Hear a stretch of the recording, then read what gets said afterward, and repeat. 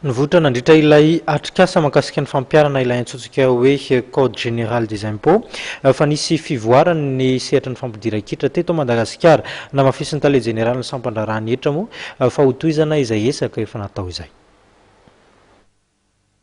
Ny atsara ny etra niditra eo amin'ny sampandrarahany etra araka ny tsikaritra tamin'iny volana aogostiny. Hoy Andriamatoa Rajoelson andria mahazo manana liva tale général ny sampandrarahany etra na DGI.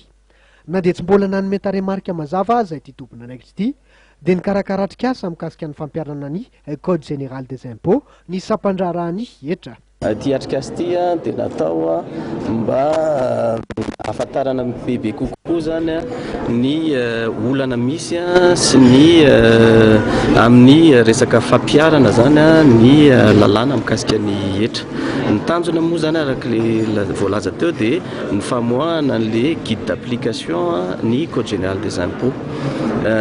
Zany zavatra zany moa dia midika fa hoe izy zany mangarahara amin'ny azo lazaina hoe ny fomba fampiarana ny lalàna dia zay voasoratra eo zany dia tokony arahan'ny mpandohetra ary ihany koa indrindraindrindra tokony arahan'ny mpiasan'ny sampandrarahany etra ihany koa.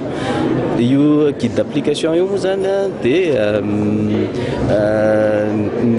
ny atao hoe vokatra andrasana zany dia hoe ny fihenan'ny litige sy ny azo lazaina hoe contentieux zany en matière fiscale dia zay moa zany dia miteraka hoe fiatsaran'ny fidiran'ny etra na fanamorana fanafainganana ny fidiran'ny etra ihany koa ary eo ihany koa ny resaka hoe ady atao amin'ny resaka kolokolo.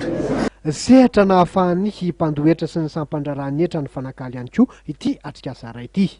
Dia tia fifanakarosan-kevitra entre ny contribuable sy ny fisc mikasika an'ilay guide d'application any code général des impôts. Io code général des impôts dia mahatonga fahasarotana eo famakiana azy satria na ny loi de finance azy any amin'ny disposition fiscale dia manao référence amin'ny code général des impôts io ary manahirana satria tsy eo ampelantananao code général des impôts amin'ny fotoana makinao loi de finance ihany dia mahatonga zany fomba fijery samihafa na mampandohetra na eo amin'ny fisc dia mila ampitoviana tady tokana. Nandray anjara tamin'ity atrikasa ny karakarain'ny sampandrarahany etra sy ny ministeran'ny vola sy ny teti-bola ity ireo mpandraraha ara-toekarena mitazona orinasa vaventy sy madinika, ireo karazana olafitra amin'ny sahana ny sehatra maro, fikambanana tsy miakina ary ireo ho mpandohetra tsotra.